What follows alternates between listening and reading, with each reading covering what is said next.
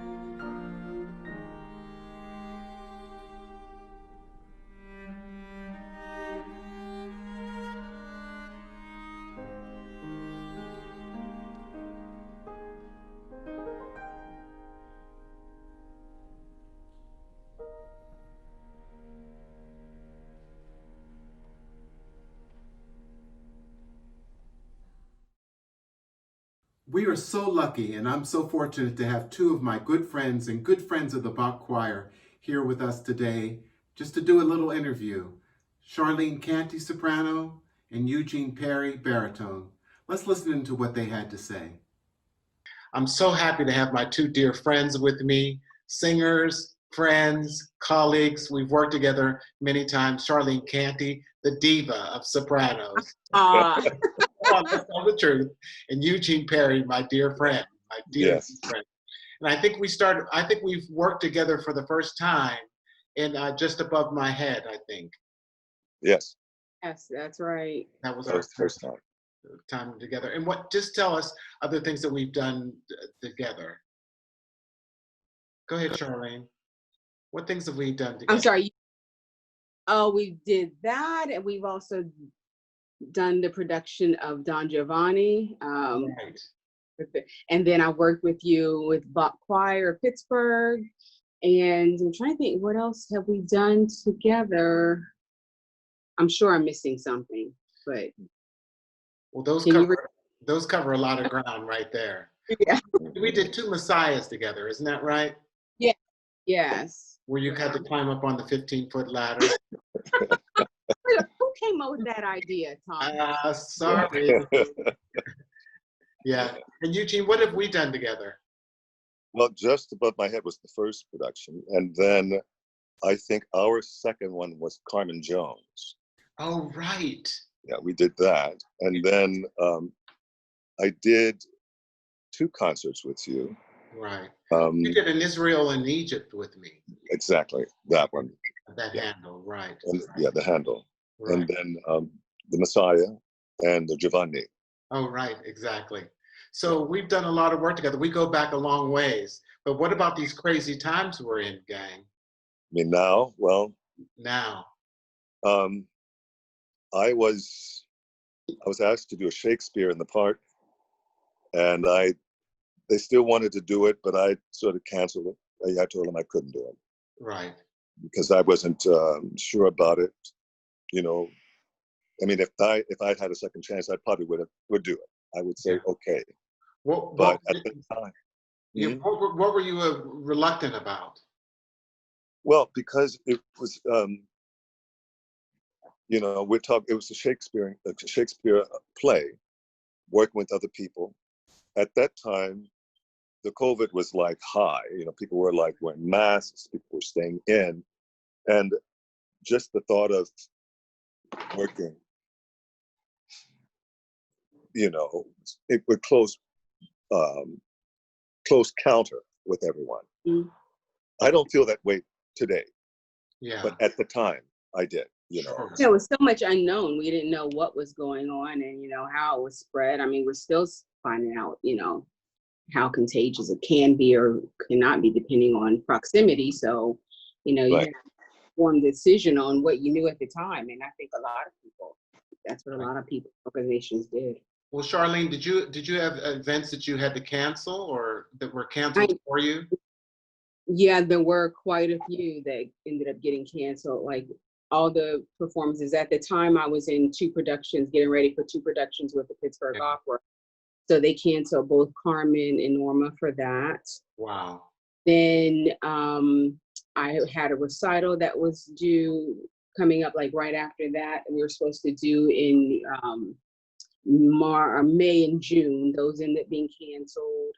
I also sing with the Pittsburgh Camerata. All those concerts were canceled. So, right. You know, thing basically, and of course, church jobs and things like that. No one's been singing basically in person anyway. So exactly.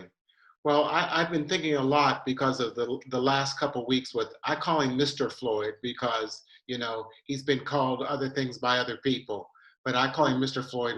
His death is, you know, it's almost unspeakable. It's almost unspeakable. Mm-hmm. But I was thinking about us as artists. And I guess the question I had for each of you is, what has your experience been in your career as an artist who's also Black? Eugene, you want to address that first since you? Yeah, well, I can. Well, I mean, I was one of the fortunate ones. I didn't really I was never really faced with racism. I mean, I always thought that if there were any kind of indication, they were mainly other singers. So to me, that was more jealousy. I was fortunate to work with, a lot of good people, great people. So I can't say that I was faced with any kind of discrimination. Yeah. I was one of the lucky ones. Mhm. There was one incident where I thought I was when I auditioned, and the person, I think he's a conductor, was Shinye. Uh-huh. As I started singing, all of a sudden he put his hands on the table and put his head over like this. He dropped his head in the middle of the aria that I was singing. Oh my goodness. And so I kept on singing, but I didn't comment or anything. I said, thank you, and I left. Well, I got a call back saying that I got the job. Uh-huh. So when I went and I confronted him about that audition, he said the piano was terribly out of tune. That was his reaction. And that was So why he reacted. right. But I had a wonderful teacher in my undergrad years who basically told me that once, if I ever decide to go into this field of opera, always go as Eugene Perry and not as Black. And that just stayed with me all these years when I did go out to audition, or even when I went out to perform. Right. Yeah. So I like I said, I was just one of the lucky ones. Yeah. Well, I know from my experience, I've never experienced any direct racism.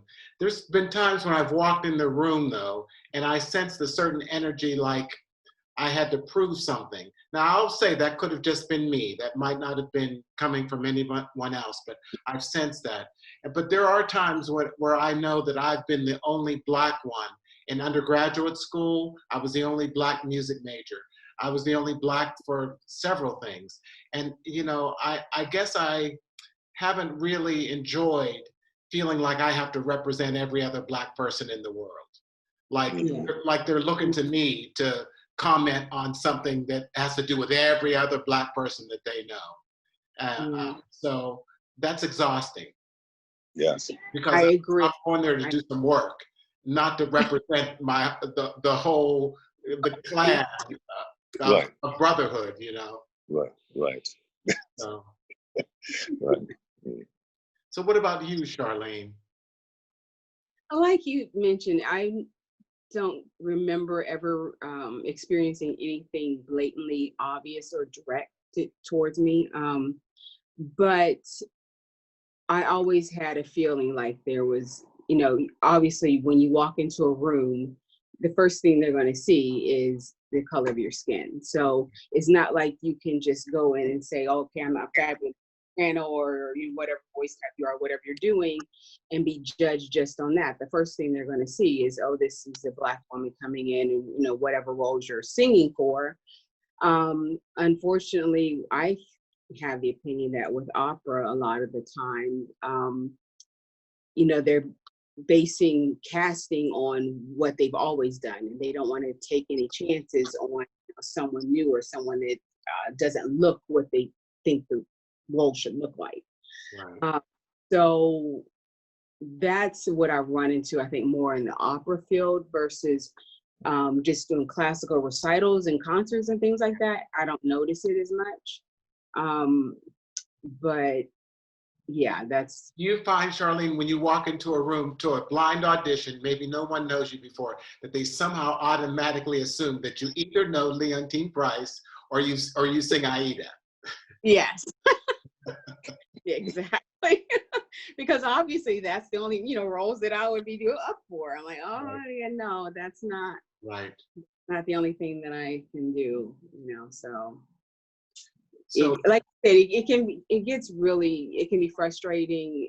You just get emotionally exhausted a lot of the time, and why am I doing this? But we do it because we love it. We do it for the art, and it's a emotional fulfillment, for me, and to be able to represent myself through music. So, you put up with a lot of things in order to be able to do that. Right. I want to close with just this Bernstein quote. It seems timely today, even though he was quoted many years ago. He said, "This will be our reply to violence, to make music more intensely, more beautifully, more devotedly than ever before." What do you think about that? Yeah, I love that. Yeah, me too. Yeah, that really speaks to the core of, I think, what we do and why we do it. Right, So, right. Well, I want to thank you both for being with me today. I mean, I love you both. I can't wait for us to have an opportunity to work together again. They're saying Yeah. it might be another year before we can actually. I don't know what's going to happen, but I know. but I know that we have something in our heart that we want to share with the world Right. You can Absolutely. do that sooner rather than later. sooner rather than later. Yeah. Yeah. Thank you so much for being here today, and I'll see you soon, I hope. Right. Thank you, Thomas, for inviting me. Sure. Here. So I believe that there's hope. I think there's hope for Black artists, for Black Americans, and for the world as a whole. But it's going to take us being involved and not just talking about it, even though I believe that's a place to start. In just a moment, I'm going to show you some suggestions on how you may be involved. But let's first start with talking. I want to see white people talking to white people, and maybe not defensively and not just agreeing with someone, but talk to people who are different than you, who have a different point of view. And I think Black people and white people need to talk to each other and both lose the chip on your shoulder so that you might hear something that you don't like, but still being able to communicate. And then I think that Black people need to talk to other Black people and realize that some of the anger and intensity that we feel is based on something real, but it's not going to move us forward if it doesn't also involve action. So take a look at these ways that you can be involved.